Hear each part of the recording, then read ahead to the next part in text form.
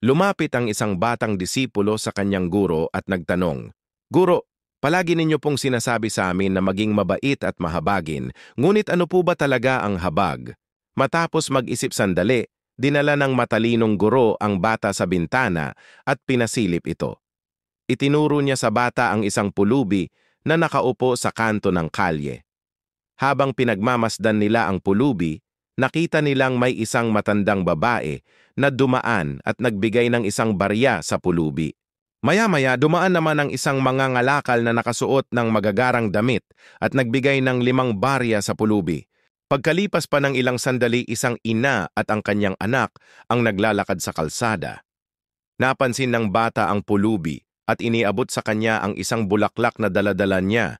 Pagkatapos ng mga pangyayaring ito, tinanong ng guro ang bata, "Sa palagay mo, sino sa tatlong ito ang tunay na nagpakita ng habag sa pulubi?" Sumagot ang batang disipulo, "Ang mangangalakal po dahil 5 barya ang ibinigay niya." Ngumiti ang guro at sinabi, "Alam mo, ang matandang babae ay naawa sa paghihirap ng pulubi, kaya siya nagbigay ng barya. Kumilos siya mula sa awa, hindi mula sa tunay na habag." Samantalang ang mangangalakal naman, napansin niya ang maliit na grupo ng mga tao na nakatingin sa kanya, kaya nagbigay siya ng 5 barya at agad na umalis. Ang kanyang ginawa ay mula sa pagmamalaki.